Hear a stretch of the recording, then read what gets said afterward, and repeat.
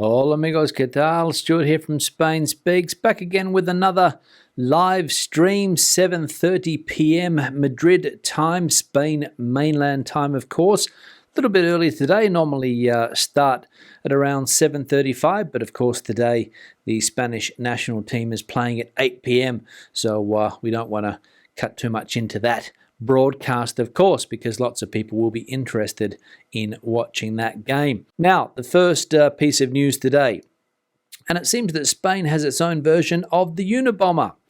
New artifacts to Sanchez, Robles and the Torrejon base. Incendiary substance in brown envelopes with identical handwriting and sent from Spain. The president of the government, Pedro Sanchez, the Minister of Defense, Margarita Robles, and the Torrejon de Ardoz Air Base have been the recipients of 3 new packages with incendiary devices inside, in addition to the 2 sent yesterday to the Ukrainian embassy in Spain and to a company in Zaragoza that manufactures military equipment. In all 5 cases, the characteristics of the brown envelopes containing the devices and their contents are similar. They had the same handwriting on the addresses, written in pen and in capital letters. So, big story breaking today it broke yesterday that the Ukrainian embassy in Madrid received one of these letters in the mail. Somebody opened it and it exploded. That person is subsequently in hospital, I believe. And more apparently were sent to the Defense Minister and also Prime Minister Pedro Sanchez and a company in Zaragoza. So as I said, Spain seems to have another Unabomber, because there was one back in the day, I think back in the early 2010s, 2010, 2011, they arrested some guy that also sent explosive devices in letters to people around the country. So another person doing this now here in Spain. Not sure of the reason, but they think it's a pro-Russian supporter, obviously with that one sent to the Ukrainian embassy, and also Spain's participation in this war, let's say, in Ukraine, sending military aid to that country. So somebody obviously not happy about that and sending those letters to those people, as we saw. So we'll see how this one pans out over the next week or so, and if they catch this person, because apparently from what I've read today, they were just stock standard envelopes sent at street level post boxes here on any high street in the country. The yellow post boxes, as we know. Now, second piece of news, let's have a look. Spain gains 500,000 inhabitants in a decade, but 7 out of every 10 municipalities have lost population. 7 out of every 10 municipalities have lost population in Spain, 71.8% of 8,131 between 2011 and 2021, according to the first results of the population census published by the National Statistics Institute on Wednesday. In the same period, the country has gained 584,882 inhabitants, reaching 47.4 million people. The data shows the unequal territorial distribution of the population, which is becoming more accentuated in the country. Half of the provinces have reduced the number of residents. Zamora tops the list with 11.7% fewer inhabitants.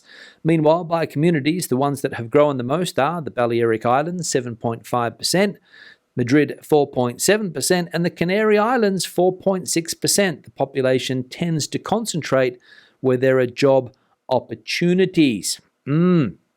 Interesting. So places where there are no jobs, obviously people leave and they come to cities like Madrid where there are job opportunities, and also the islands here in Spain, tourist reasons no doubt, and other opportunities there. Probably a lot of people from the interior parts of the country moving to those coastal places to get better weather as well, especially down there in the Canaries, as we know, where the weather is decent 12 months of the year.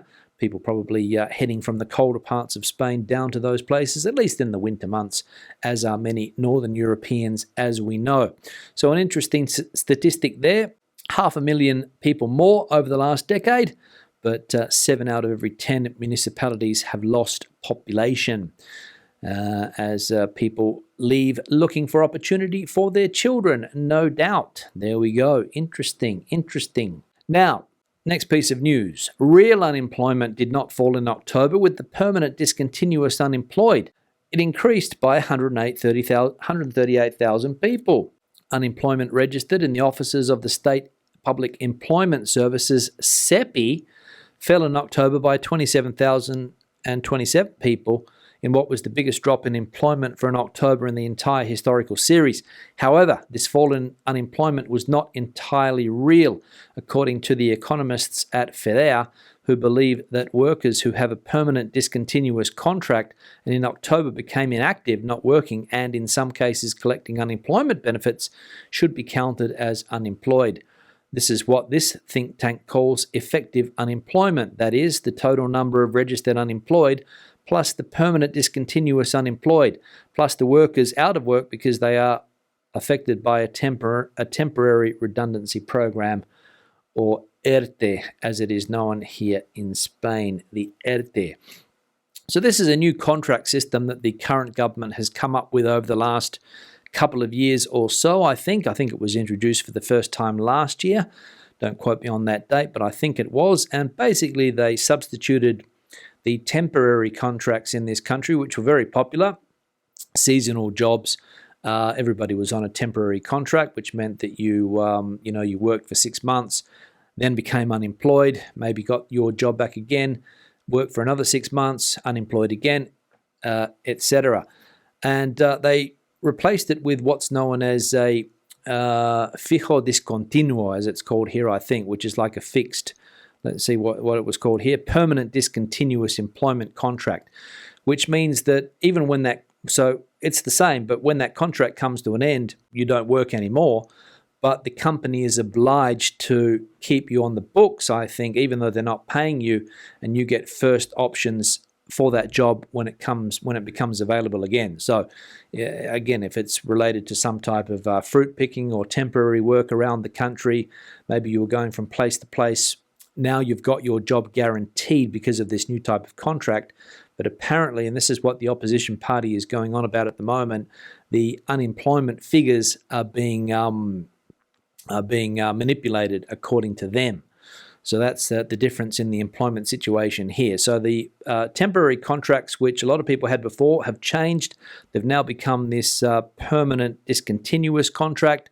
A bit difficult to understand, but basically it just means that the company has the obligation to hire that same person again and sort of keep them on their books throughout that period. Even though they can claim unemployment as they could before, the government is apparently not counting some of these people as unemployed when that work finishes, because they have that option to go back the next year again or whenever the season starts up again. So that's what's going on at the moment. So we'll see. Next piece of news, let's have a look.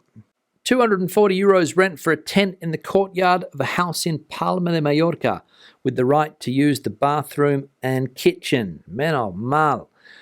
The offer is published on an advertisement website. I have a camping space for rent with the right to use a bathroom and kitchen.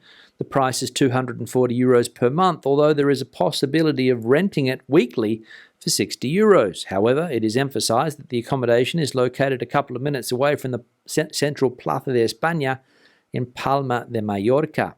Smoking is allowed, and electricity, water, and Wi-Fi are included in the price.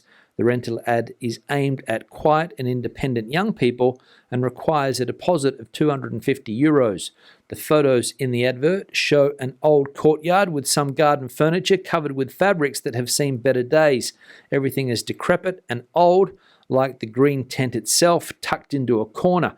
It is clear that the conditions of habitability required for any property for sale or rent are not met.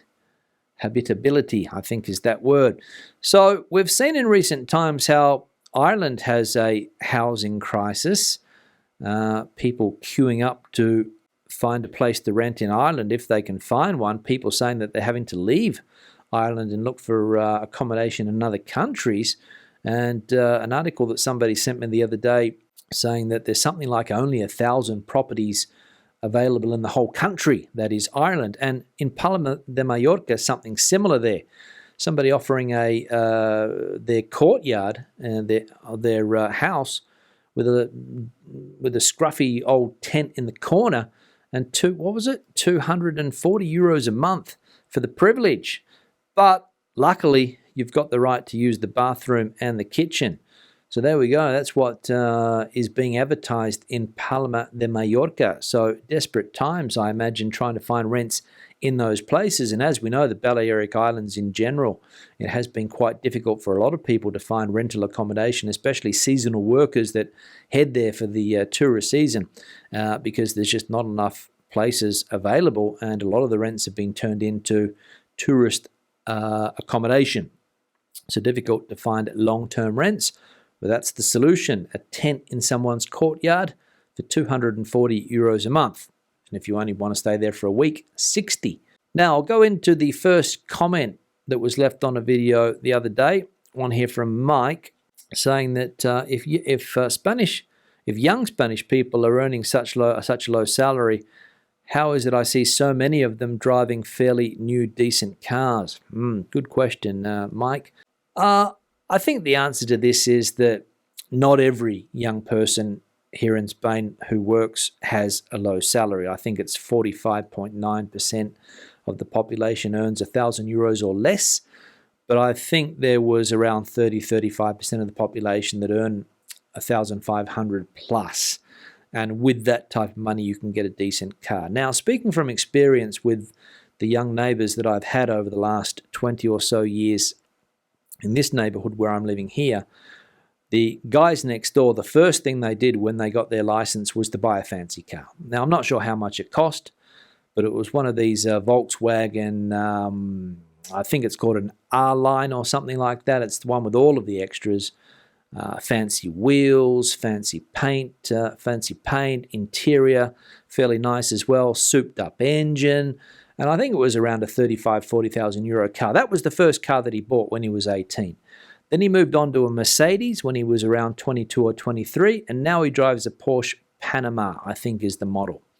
So luxury cars all the way for this guy. And you do see a lot of young people driving around in nice cars, I will admit. What are their salaries like? I've got no idea. Do they live at home? Probably. So that allows them, if they don't have to pay rent, they can buy a nice car.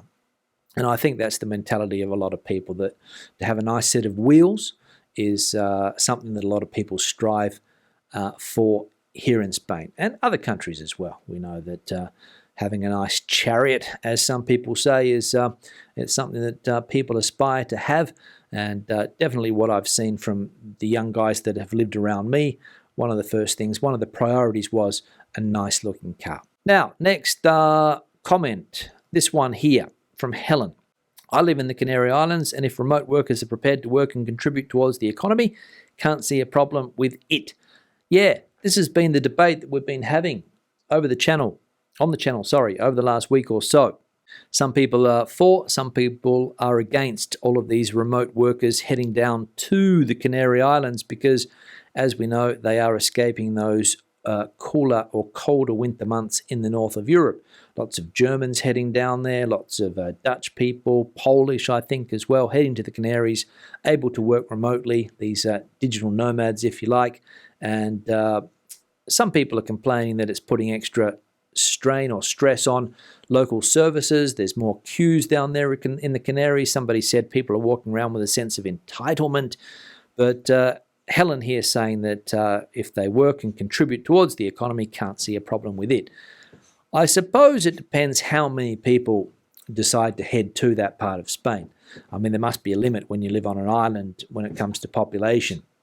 I'm not sure how many people the Canaries can sustain because there are water issues down there, things like that, service issues as well.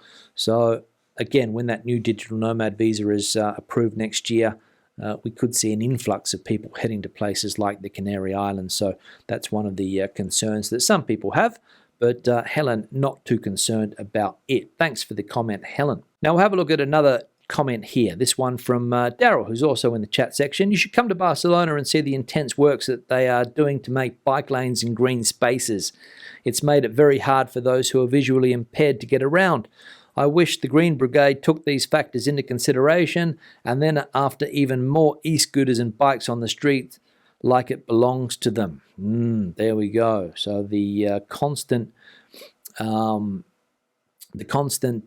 problems that all of these new bike lanes that are creating here in Spain, cities like Barcelona and Madrid also, with these e-scooters and bikes zipping around the city. And Daryl here saying that the visually impaired, making it tougher for visually impaired people to get around. Another one of the issues, Daryl, of course. So it is something that I think authorities need to work out. And also here where I'm living here, as you guys know, bike lanes are the number one priority of the local council at the moment, modifying the streets to accommodate bike lanes. So yeah, we'll see how this ends up. But locals here are not happy. They're not happy. Now I'm going to start to wrap the live stream up. I'll see you again on Sunday, a little bit earlier on Sunday because there's an England game on at 8. So I think 7 o'clock will start on Sunday evening. So hope to see you then. Hasta luego. Hasta entonces. Adiós.